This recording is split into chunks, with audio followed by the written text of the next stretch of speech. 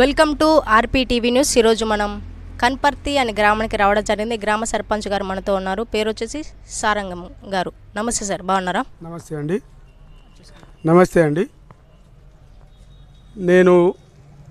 నా పేరు సదిరం సారంగం. కాపుల కన్పర్తి విలేజ్ మాది, సంగెం మండలం, వరంగల్ జిల్లా. అయితే నేనేంటంటే గ్రామ పంచాయతీ సర్పంచ్ అభ్యర్థిగా పోటీ చేస్తున్నాను. అయితే నా ఆశయం ఏంటంటే విలేజ్లో పేరుకుపోయిన సమస్యలన్నీ తీర్చాలనేది నా ఆశయం.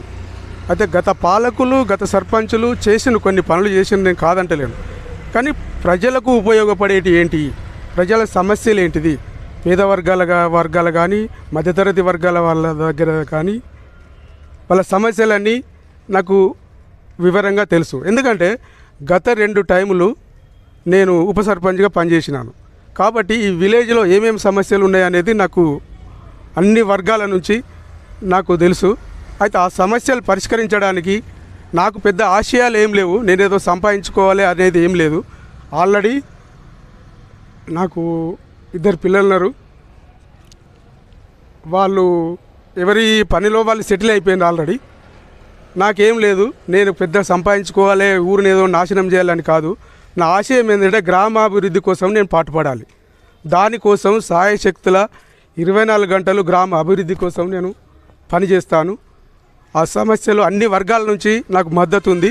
అన్ని కులాల నుంచి కానీ, యువకుల నుంచి కానీ, ముఖ్యంగా యూత్ నుంచి నాకు సపోర్ట్ బాగుంది. మహిళా సంఘాల నుంచి కానీ అందరి దగ్గర నుంచి నాకు సపోర్ట్ ఉంది. వాళ్ళ ఆశయాల మేరకు నేను ప్రవర్తించి వాళ్ళకు న్యాయం చేసి గ్రామాన్ని అభివృద్ధి పరిచే విధంగా, ఎలాంటి సమస్యనైనా పరిష్కరించే విధంగా నేను వాళ్ళకి సేవ చేయడానికి సిద్ధంగా ఉన్నాను. అందుకని నేను ఒక సర్పంచ్గా పోటీ చేయడానికి ముందుకు వస్తున్నాను. ఓకే సార్, మీకు ఎందుకని ఓట్లు వేయాలి ప్రజలు?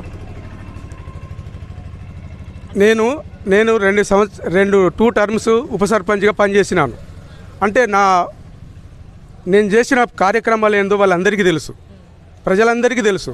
నేను అందరికీ ప్రజల్లో ఒక నాలుకలాగా దూకుడు స్వభావం లేకుండా అందరితో కలిసిపోయి, అన్ని పేద ధనిక వర్గాలు కాకుండా అందరితో కలిసిపోయి వాళ్ళ కుటుంబ సభ్యులని నేను ఎదిగిన. అందుకని నాకు ప్రజల మద్దతు ఉన్నది, వాళ్ళని సపోర్ట్ చేసిండ్రు. అందుకని నేను పోటీలో నిలబడుతున్నాను. ఓకే సార్, మాజీ ఉప సర్పంచ్గా ఉన్నారు కదా, ఈసారి సర్పంచ్గా మీరు ఎలక్షన్లో నిలబడ్డారు కదా, అప్పటికి ఇప్పటికి డిఫరెంట్ ఏం చూపిస్తున్నారు మీ ప్రజలకి? అయితే ఉప సర్పంచ్గా ఉండి నేను కొన్ని సమస్యలు పరిష్కరించలేకపోయినా. ఎందుకంటే అక్కడ సర్పంచ్ వేరే అతను ఉన్నాడు, నేను ఉప సర్పంచ్గా ఉన్నాను. కానీ అధికారం అంతా సర్పంచ్ది ఉంటుంది కాబట్టి ఆయన సూచనల మేరకే నడుచుకున్నారు. కానీ నేను ప్రజలలో తిరిగిన వ్యక్తిని కాబట్టి ఇప్పుడు నేనేం చేయాలనుకున్నానంటే వాళ్ళ ప్రజల సమస్యలు నాకు విన్నవించుకున్నారు. ఆ సమస్యలు పరిష్కరించడానికి నేను నా సర్వశక్తులైన వడ్డించి నేను ముందుంటా. ఓకే సార్, మీ ఎమ్మెల్యే కోసం ఏం చెప్పాలనుకుంటున్నారు? మా ఎమ్మెల్యే గారు డెవలపింగ్ విషయంలో ఎప్పుడు వెనుకాడరు. నేను కాంగ్రెస్ పార్టీకి సంబంధించిన వ్యక్తినే. కాకుంటే కొన్ని అనివార్య కారణాల వల్ల నాకు టికెట్ రాలేదు. అంటే కొంతమంది మా పార్టీ వాళ్ళే నా మీద నా కుటుంబం మీద, నా మీద ఒక బ్యాడ్ ఇంప్రెషన్ తయారు చేసి ప్రజలలో నూరుకుపోయే ప్రయత్నం చేసిండ్రు. కానీ ఆ ప్రజల మద్దతుతోనే నువ్వు నిలబడాలి, నీ పనితీరు మాకు నచ్చింది, ఉప సర్పంచ్గా ఉన్నప్పుడే అన్ని పనులు చేసినావు, నువ్వు సర్పంచ్గా ఉంటే మా ఊరును డెవలప్ చేస్తావు అనే ఆశయంతో నన్ను నిలబెడుతున్నారు. నా మీద నమ్మకంతో, ప్రజల మద్దతుతోనే నిలబెడుతున్నాను. నేను గెలిచిన తర్వాత కూడా ఎమ్మెల్యే గారి దగ్గరికి వెళ్తాను, నేనేందో నిరూపించుకుంటాను, గ్రామాభివృద్ధికి అన్ని విధాలా సహకరిస్తాను. ఎమ్మెల్యే గారు నన్ను ఆదరిస్తారని నాకు పూర్తి నమ్మకం ఉంది. ఓకే సార్, ఈ ఎలక్షన్లో పాల్గొంటున్నారు కదా, మీరు ఎంత అమౌంట్ పెడుతున్నారు? నాకు అమౌంట్ పెట్టాల్సిన అవసరం లేదండి. నేను పేదవాన్నే, నేను ఎక్కడి నుంచో అమౌంట్ వేయాలని నాకు అవసరం లేదు. ప్రజల మద్దతు ఉంది కాబట్టి నిలబడ్డాను. ప్రజల మద్దతుతోనే, నేనైనా డబ్బులు పెట్టి వాళ్ళను ఏదో ఓట్లు వేయించుకునే రకం కాదు నాది.